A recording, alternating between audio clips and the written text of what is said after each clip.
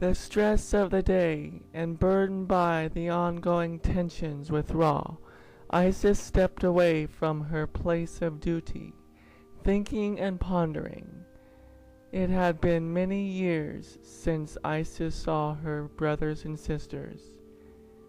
In the velvet starry night, sitting out on the deck of her palace, emotionally sad, she thought of her home, Atlantis, and her mother, Purity, wishing she could be whole again.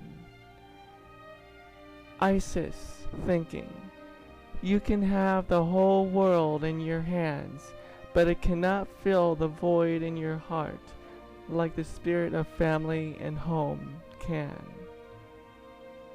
For what the world gives is not eternal. Only the spirit of family and home is eternal. That covenant of promise with each other, that law of spirit written on our hearts. Mother, even if I don't find you in this world, I know you live in my heart. Our hearts beat as one. I will always remember your ways and the law you gave. Finishing her thoughtful prayer, she closes out the night, bidding the stars and moon good night. Morning broke, and with it came a shout from outside the palace. Isis, startled, ran to her deck, and there before her were what appeared to be fiery chariots standing stationary in mid-air. Two of her guards came to warn her of the possible danger. The bold spirit in Isis spoke up and commanded, "Prepare the men, let us go down and see who flies these fiery chariots." "Perhaps the gods?" asked the guards. "Perhaps," said Isis. And so they went. "The flaming chariots of the gods!" shouted the people of Isis. From the chariots came forth the Arya, and with them Danu. The crowd fell to their knees in awe of the Arya. Isis, looking toward Danu, asked, "Who are you?" Danu, in her blazing radiance, said, "I am looking for my lost brothers and sisters. I am the one they called Comforter and Protector. Our mother was deceived and murdered by a force of great power, a force of great evil. The King of Darkness, Enlil, is still on the move. I am here to unite the 10 and fulfill my vow of vengeance. I am Danu of Atlantis." With wide eyes, the tension and skepticism left Isis within seconds after Danu spoke. Happy to be reunited, they made merry and celebrated all day, catching up on the missing years. Isis had told Danu about her brothers Ra and El, and the battles she was having with Ra. "Tomorrow we leave and travel north to the kingdom of Ra, and from there to El's kingdom. We shall settle this problem and mend what was broken," exclaimed Danu. "We cannot just walk up to Ra's palace. It won't be easy," doubted Isis. "Oh, don't worry, my sister. We can battle the gods with chariots of fire," smiled Danu. Danu, Isis, and the Arya set off to the kingdom of Ra. When they arrived, they marveled King Ra with great power and glory, and the love between them was mended. The raging fire between Ra and Isis were put out by the holy waters of Danu, for she was great in wisdom and words of healing. An hour into the celebration, El appeared. Surprised to see a big celebration, he warned everyone in a strong voice of El's coming forces. You are celebrating? And you are unaware of Enlil's presence? He has taken over my kingdom! Calm yourself, my brother, said Ra, with exclamations of great joy. Ra pointed to the 8 siblings. Great news! Our family is whole again! Your sister, Danu, and the others are here! El, surprised to see his lost siblings, embraced them in great joy. They were finally reunited, and the completion of the whole radiated throughout the whole kingdom of Ra. Happy to be one again, they knew they had an enemy to defeat. Meanwhile, deep in the desert night, a raging screech echoed from the forces of doom. Archons, jinn, and wraiths clothed in darkness and fire. Enlil in his deep, rumbling, archonic tongue. As I have thrown down the mother of all living, and smote her ruin upon the mountainside of the north, so shall I smite her children with all my powers. A crack in what seemed to be the very fabric of reality shook the revelers to the core. A monstrous noise alighted from the sky like the sound of metal grating against bone. In a dizzying flash of light that lit up the night sky like the sun, vessels appeared, dark and foreboding and full of wrath. Enlil, El managed to say, his voice cracking.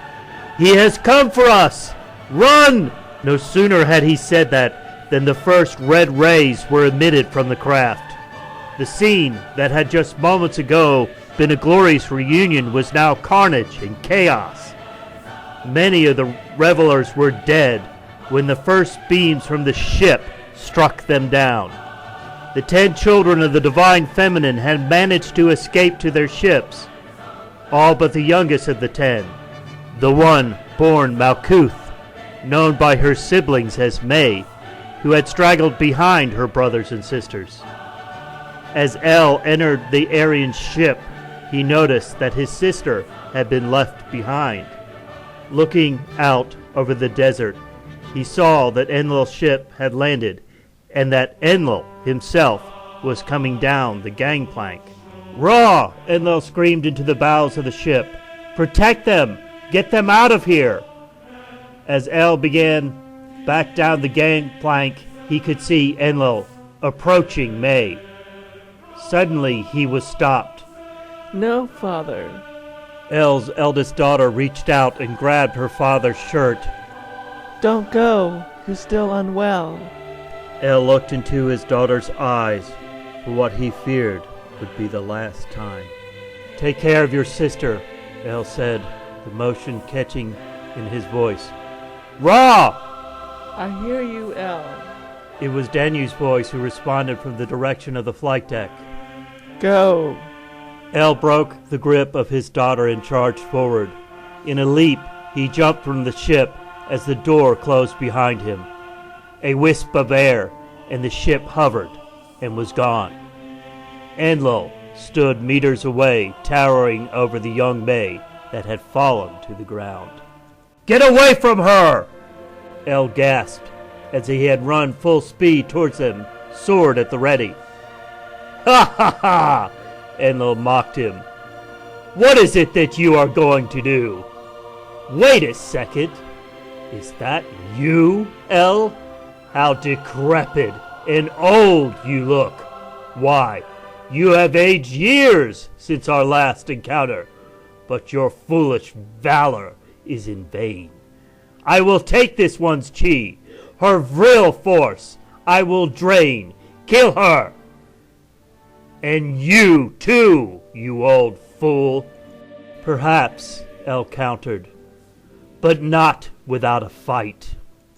An epic battle commenced, but El was weak from his journey.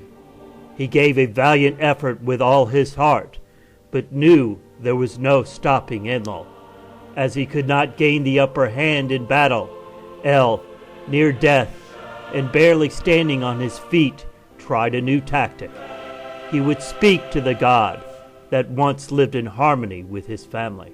I remember, Enlil, what you once were. El spoke laboriously, trying to reach a heart that he feared had become entirely black with power. I remember how you loved us, dear uncle. Whatever happened to that man? You waste your breath, tired old man, Enlil said, emotionless. Your uncle that once loved your family is dead, as you soon will be.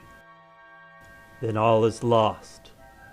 El threw down his sword, and looking at his sister who cringed behind him, El, the only thing separating her and certain death. Soon, dear sister, El looked into May's desperate young face. We will be united again with our mother. Enlil's blow was swift, that took the life of El. Now, child, Enlil turned on May as she lay in his feet in terror. Your vril is mine. Enlil struck his hand out in the ancient technique to draw May's raw, untapped power from her. A painful process. May began to shriek in agony. Occupied by his victim, Enlil did not hear the army that arrived in colossal steel chariots built from the remains of the city of Atlantis. The army of the 10 children of the divine purity, she who was once called Sophia. A shot cracked the fabric of the night desert. It ripped into Enlil's chest. The shot came from the war machine that was piloted by the one who had sworn vengeance against the evil one all those years ago. I got you, Enlil. Danu speaking out loud, although no one but she could hear it. Now my vengeance will be sated. The war machines came to a stop as Enlil knocked back away from May with a piercing projectile to the chest, had his spell broken by the deathly delivered blow from Danu's war machine. Danu, seeing Enlil knocked back, came to a grinding halt and sprung from the machine, sword in hand. I will kill you, Enlil, and your name shall be spoken no more. Danu screamed, sprinting towards Enlil. No! Ra, who had stopped his war machine next to his sister, called out to stop her. May! Think of May! He is still capable of harming her! Danu, in her rage, did not hear her brother's call, as she was within 10 meters of where Enlil, wounded, but getting to his feet, stood. Enlil, his spell broken but not his evil intent, rose and struck May with one fell swoop, taking her life, if not her vril. You children will never defeat me! Enlil, in a rage, screamed to the high heaven and leveled his gun at Danu.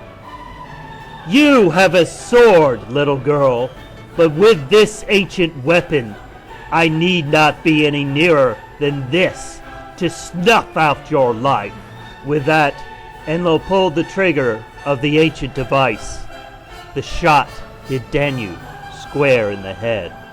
Ra and Isis and the other children of the Most High saw this from far off, but could tell that the life force of their two sisters and brother were gone. They felt it, a hole in the core of their being. "God damn you, Enlil!" Ra bellowed out in his grief and rage.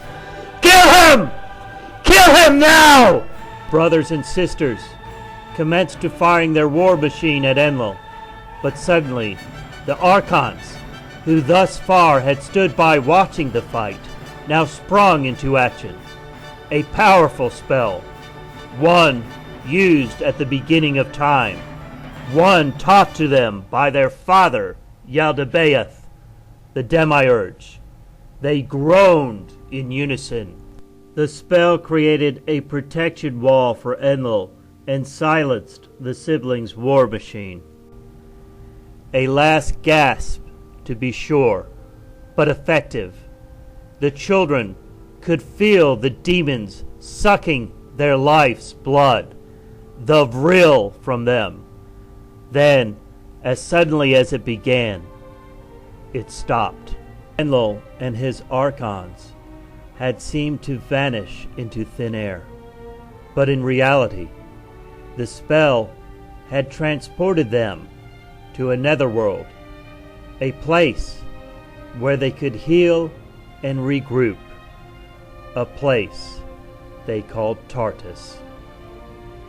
Ra and Isis and the remaining children of purity burned their sisters May and Danu and their brother El with great honor in a funeral pyre. Isis and Ra joined their warring kingdoms together to form the most powerful empire the world had seen since the death of Atlantis, the Empire of the Nile. Although much of the vril had escaped with Enlil and his minions, they still had enough to stand as powerful gods. Gods that would one day die, but not until their great empire flourished and prospered. In darkness, Danu awoke. How long had she been dreaming? Where was she? All about her was dark.